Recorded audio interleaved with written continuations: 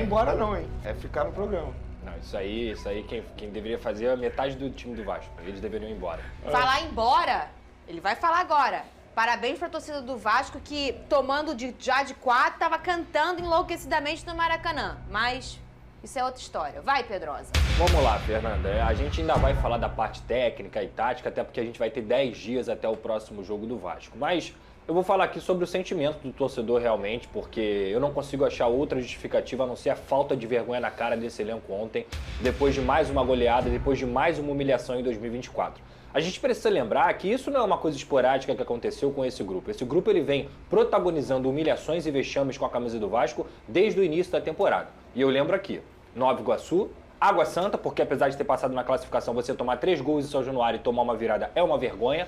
Aí veio o Criciúma de 4-0 e agora a maior goleada que o Flamengo aplicou no Vasco na história do Clássico dos Milhões. Então assim, cara, eu poderia muito bem falar, o técnico errou nisso aqui, errou naquilo ali. Mas, na verdade, eu não consigo enxergar outra forma, além da vergonha que esse grupo vem protagonizando. E o torcedor tem todo o direito de ficar com raiva, de cobrar, de brigar, porque é um grupo que não respeita a camisa do Vasco da Gama. Que não tem a mínima noção do que é vestir a camisa do Vasco da Gama. Porque um jogador de futebol, que ganha muito bem, que mora num ótimo lugar, que joga num grande clube, que tem todo o suporte de alimentação, fisiologia, fisioterapia, preparo físico e se diz profissional e vai pra dentro de campo tomar de 6-1 com a camisa do Vasco num clássico no Maracanã, ele não tem vergonha na cara. Ele deveria chegar em casa e pedir desculpa para a família dele, para os seus atletas, para os seus amigos, porque o torcedor do Vasco atravessa estado, pega 2, 3 horas de ônibus, de carro, paga ingresso, compra camisa oficial, paga sócio torcedor, tá sempre apoiando para você aí, que tirando 3 ou 4 ainda honram a camisa do Vasco, para você aí protagonizar a vergonha que você protagonizou ontem no Maracanã. E não é só um dia não. Você está protagonizando essa vergonha com a camisa do Vasco 2024 inteiro. Não dá para normalizar o que aconteceu. Tanto os jogadores dentro de campo, quanto a diretoria vergonhosa. Senhor Lúcio Barbosa, o senhor prometeu que o Vasco da Gama ia fazer grandes contratações em 2024, que o torcedor teria um dos 5 maiores orçamentos, um dos 5 melhores times do Brasil, e o senhor está comandando um time que passa vergonha atrás de vergonha. O Vasco da Gama não entrega nada para o seu torcedor. E é há muito tempo, é há 24 anos que isso acontece. E vocês, que injetaram mais de 300 milhões, não conseguiram montar um time decente a ponto suficiente de não ser humilhado para o Flamengo no Maracanã, humilhado para o Criciúma em São Januário e humilhado para o Nova Iguaçu e quase foi humilhado para o Água Santa, coisa que não aconteceu por detalhe. Tem que agradecer muito de ter passado do Fortaleza, porque esse grupo de jogadores e as pessoas que comandam o Vasco não merecem um torcedor vascaíno. Vocês são incompetentes, vocês não têm vergonha na cara e vocês não têm a mínima noção do que é vestir a camisa do Vasco da Gama. É uma sacanagem, é cagar na cabeça do torcedor. Se você for olhar o segundo gol e o terceiro gol do Flamengo, é cagar na cabeça do torcedor,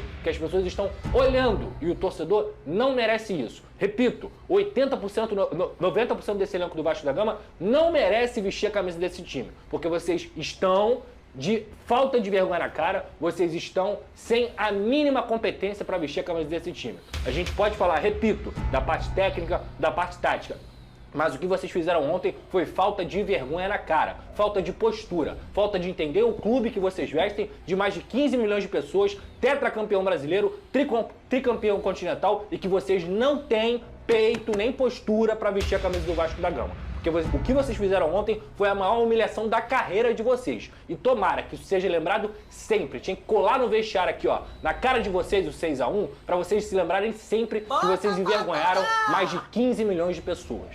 Calma, Calabresa, calma, de uma goleada histórica, né? E aí quando ele fala que é a maior vergonha, é porque realmente esse grupo vai embora daqui a pouco e daqui a 5 anos a gente vai fazer matérias no Rio de Janeiro, a gente vai relembrar o confronto, enfim, e recentemente isso fica mais latente, as pessoas vão lembrar de um placar elástico num clássico regional tão potente como o clássico entre Vasco e Flamengo. A gente fez um 11 contra 11 aqui e entendemos que com os desfalques do Flamengo e aquelas peças que tinham à disposição, que o Flamengo, assim, o 11 contra 11 não era, ganhou 11-0 o Flamengo. O que eu tô querendo dizer é que o time do Vasco não é um time, assim, tecnicamente horrível, ruim, para tomar uma goleada dessa. Então, o que acontece, Venê?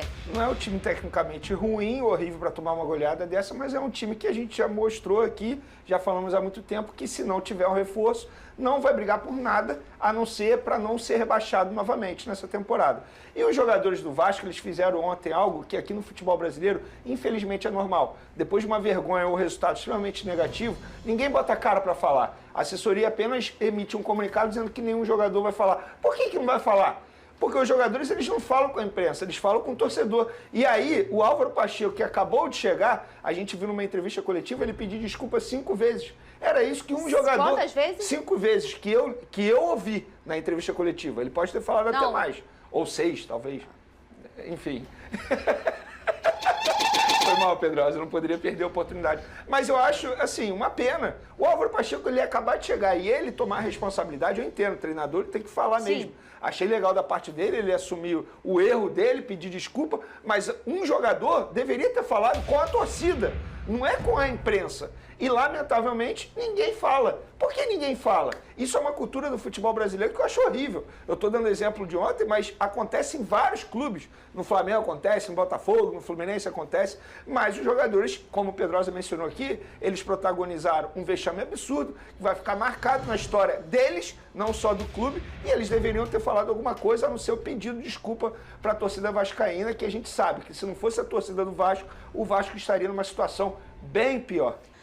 O lado do Vasco, a questão o que a gente entendeu que não foi um problema tático ou técnico, foi um problema de postura. O Vasco desmoronou depois do gol do Flamengo e acabou, tudo ruiu. Agora eu vou analisar o jogo de forma serena. O Vasco conseguiu abrir o placar, o Vasco achou um gol com o Verratti, isso tem que ser deixado claro. E um o belo Vasco gol, achou um gol com o Verratti, inclusive é o único jogador que eu vou salvar da atuação de ontem. Inclusive eu fiquei com pena dele no final do jogo, com a cara dele de tipo assim, cara, eu corro, me dedico, faço gol e não adianta de nada. Então o Vasco conseguiu achar um gol, aí em 20 minutos até teve 2 oportunidades ali, uma que ele deixou passar e depois o Ryan conseguiu achar. O Flamengo já tinha percebido que o Ryan não estava fechando o lado direito, o lado esquerdo com o Payet também fazendo a recomposição na segunda linha de 4, no caso a linha à frente da defesa não estava dando certo e o Flamengo é um time extremamente qualificado. Então o que aconteceu? Explorou o lado direito, naquele momento ali o Maicon tem um erro grotesco de domínio de bola e não consegue afastar a bola quando ele deveria afastar, o Arrascaeta pega a sobra, Everton Cebolinha empata. E aí o Vasco volta a ser aquele time que a gente está falando da temporada inteira. Um time desatento, que se desmorona, que não tem psicológico quando tem obstáculos dentro da partida. O 2-1 vem de uma jogada de escanteio, de cobrança rápida, que é patética. Para um time como o Vasco da Gama é patética. O Amazonas deu mais trabalho ao Flamengo do que o Vasco defensivamente. O Amazonas foi muito mais consistente ao Flamengo do que o Vasco no jogo de ontem. O Lucas Piton fica olhando o Everton Cebolinha entrar, o Payet também fica olhando, eu não sei porquê, porque ele não marca sem a bola, é uma dificuldade muito grande. E aí o Pedro de peito, no meio de 4 jogadores, consegue fazer o segundo gol. Ali desmorona, o Vasco acaba tomando a virada, depois o Davi Luiz sozinho dentro da área, consegue pegar uma bola meia altura, com a perna ruim, digamos assim, e faz o terceiro gol, com todo mundo olhando o Davi Luiz. Então, Fernando, a gente pode falar de técnica, de tática, mas é falta de vergonha na cara, é falta de atenção, que é a marca desse time do Vasco na temporada de 2024. E depois o Léo Pelé, que erra também de uma forma grotesca, que não se faz isso nem em escolinha, erra o passe, e o João Vitor vai tentar corrigir a besteira que ele faz, acaba sendo expulso, e é outro também que não estava jogando absolutamente nada. O sistema defensivo do Vasco já é o pior do Campeonato Brasileiro, e depois no segundo tempo foi só o protocolo, né? O Flamengo fez 3, brincando, deitando e rolando e humilhando o Vasco da Gama. O jogo acabou quando o João Vitor foi expulso.